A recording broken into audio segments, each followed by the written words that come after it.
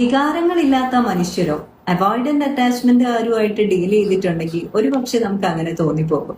മനസ്സ് നിറയെ സ്നേഹമാണെങ്കിൽ പോലും അവരത് പുറമെ പ്രകടിപ്പിക്കില്ല. അവരുടെ ഉള്ളിൽ ദേഷ്യമാണോ, സ്നേഹമാണോ, സന്തോഷമാണോ, നിരാശയാണോ, ഇതൊന്നും നമുക്ക് പുറമെ അറിയാൻ യാതൊരു നിവൃത്തിയുമില്ല. കാരണം ഇമോഷൻസ് എക്സ്പ്രസ് ചെയ്യാനായിട്ടാണ് അവർ ബുദ്ധിമുട്ടുന്നത്. അവർക്ക് ഇമോഷൻസ് ഉണ്ടാകാതെയൊന്നുമല്ല, അവർക്ക് ഇമോഷൻസ് എങ്ങനെയാണ് എക്സ്പ്രസ് ചെയ്യേണ്ടത് എന്നറിയില്ല.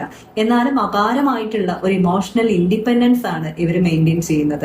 അതായത് ഒരു ബന്ധത്തിലാണെങ്കിൽ പോലും ഇമോഷണൽ അവൈലബിലിറ്റി എന്ന് പറയുന്നത് ഫ്രീക്വന്റ്ലി ഇവർ ഫെയിൽ ആകുന്ന ഒരു ഏരിയയാണ്. അവർക്ക് കമ്മിറ്റ്മെന്റ് ഫേസ് എന്ന് പറയുന്നത് വല്ലാതെ ബുദ്ധിമുട്ട് കൊടുക്കുന്ന ഒന്നാണ്.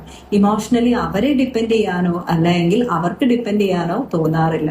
ഒരു ബന്ധത്തിൽ തുടക്കത്തിൽ വളരെ ആവേശത്തിൽ കണക്ഷൻ ഉണ്ടാക്കിയെടുക്കുകയും പിന്നീട് പുഷ് അവേ എന്ന് പറയുന്ന ഒരു സ്ട്രാറ്റജിയിലേക്ക് അവർ പോകും. കാരണം ഇമോഷണൽ ക്ലോസ്നെസ് അവർക്ക് വളരെയധികം ബുദ്ധിമുട്ടായിട്ട് ഫീൽ ചെയ്യും.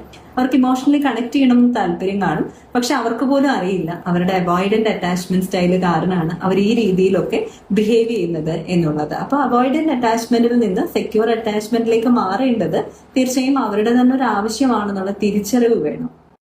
പിന്നെ ലോജിക്കൽ തിങ്കിങ് ആണ് ഇവരെ എപ്പോഴും നയിച്ചുകൊണ്ടിരിക്കുന്ന ഒരു കാര്യം. അതുപോലെ തന്നെ ഫിയർ ഓഫ് വൾണറബിലിറ്റി ഉണ്ട്. അവരൊരിക്കലും വൾണറബിൾ ആകാനായിട്ട് ആഗ്രഹിക്കുന്നില്ല, അല്ലെങ്കിൽ എപ്പോഴും ഒരു റിജക്ഷൻ ഫീൽ, അങ്ങനെയുള്ള കാര്യങ്ങളൊക്കെ അവർക്കുണ്ട്. അവരുടെ മനസ്സിൽ നിറയെ ഇമോഷൻസ് ഉണ്ടെങ്കിലും അവർക്കത് കാണിക്കാൻ പറ്റാറില്ല.